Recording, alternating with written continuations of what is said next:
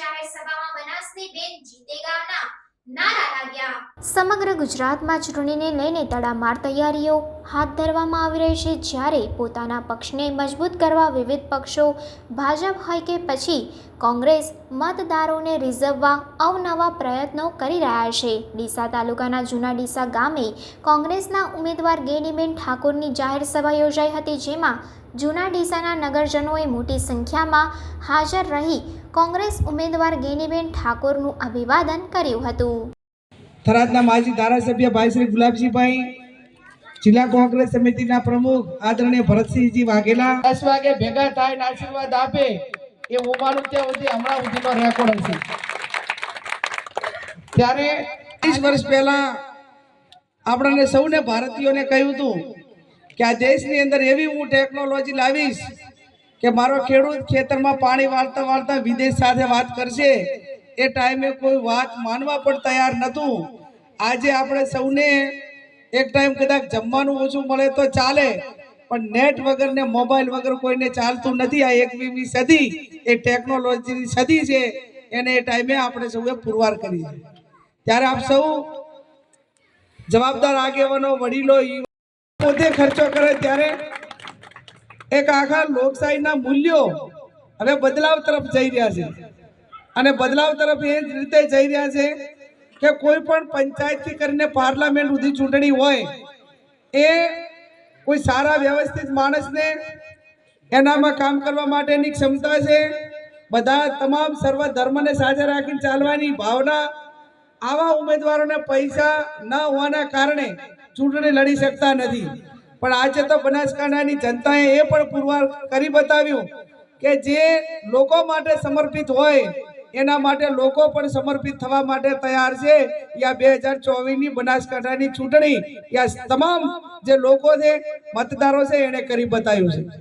આપણે મોટી ચૂંટણી લડવી હોય એટલે લોકશાહી એ પૈસાથી ખરીદાતી નથી, એ પણ આ બનાસકાંઠાની જનતાએ કરી બતાવ્યું। અને લોકશાહી જો પૈસાથી ખરીદાતી હોય તો 543 સીટો એ ગૌતમ અદાણી, મુકેશ અંબાણીના બધા ભેગા થઈ અને દિલ્હી બેઠા બેઠા ખરીદી કે ના ખરીદી કે ખરીદી શકે એટલા પૈસા એમના વિશ્વનો સૌથી મોટો ધનવાન માણસ, અને એ આપણા બનાસકાંઠાનો છે, પહેલી તેની જ ખરીદે ને સીટ એમ। ગૌતમ અદાણી આપણા બનાસકાંઠાના મોદી સાહેબના નજીકના મિત્ર છે, પણ એમનું મૂળ વતન એ બનાસકાંઠાનું થરાદ છે। ત્યારે મારો કહેવાનો અર્થ એટલો જ છે, આપ સૌ કાયમી કોંગ્રેસના પડખે રહ્યા છો, અને 5 લાખના દાવા કરવા વાળા હવે એમના CR પાટીલ સાહેબ હોય, મુખ્યમંત્રી હોય કે બધા જ બનાસકાંઠાની અંદર અપડાઉન કરે છે। એક જાય ને એક આવે, એક જાય ને એક આવે, ને પછી તમે 5 લાખથી પ્લસ જીતવાનું કહેતા હતા તો કાયમી અપડાઉન શા માટે કરો છો? હવે એટલેથી એમને તો મેળ નથી આવે એવું લાગતું એમના અંદાજ પ્રમાણે, એમના ગણિત પ્રમાણે। તો હવે હું માનું ત્યાં સુધી 1 તારીખે દેશના વડાપ્રધાન આવે છે ગરીબ દીકરીને હરાવવા માટે કરીને। હવે આ બધે હથિયાર હેઠળા છે, એટલે હવે વડાપ્રધાન ખુદ આવે છે। અને ઘણા યુવાનો તો એવું લખે બધા વોટ્સએપ ને ફેસબુકમાં કે ભાઈ 1 તારીખે હેલ્મેટ વગર બહાર ના થતા, ગોળા ફેંકવાનું મશીન એ ડીસાની અંદર આવી રહ્યું છે। યુવાનોને હવે ભરોસો ઉઠી ગયો છે, અને ઉઠી ગયો છે એટલે એની રોજગારીની વાત હોય, અર્થતંત્ર આખું ખાડે ગયું, દીકરા દીકરીઓને પેટા પાટા બાંધીને ભણાવે, અને પરીક્ષા કેન્દ્ર એ પહોંચે તો પરીક્ષા કેન્દ્રમાં પહોંચ્યાના કલાક પહેલા સમાચાર શું આવે? પેપર ફૂટી ગયું।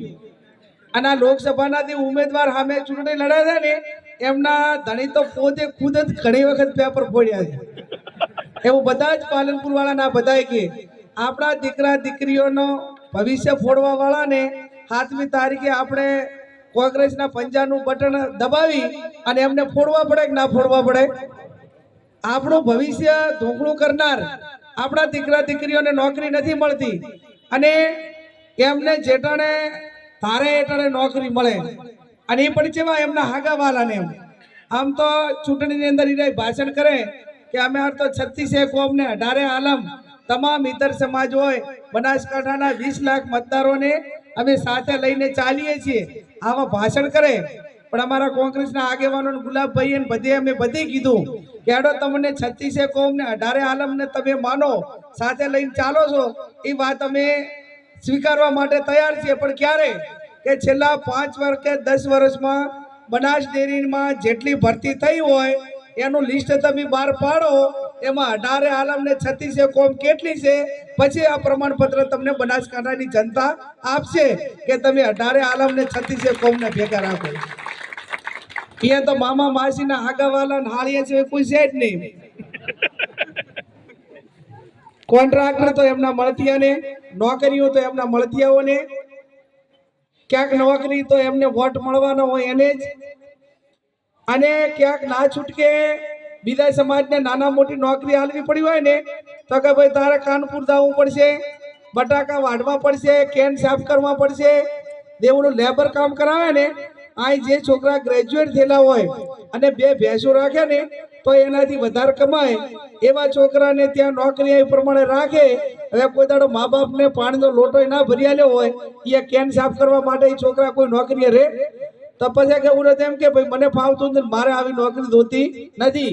અને આ સ્થિતિનું જ્યારે નિર્માણ થયું હોય ત્યારે દર વખતે ચૂંટણી આવે એટલે ગમે પાર્ટીનો ચૂંટણી ઢંઢેરો હોય.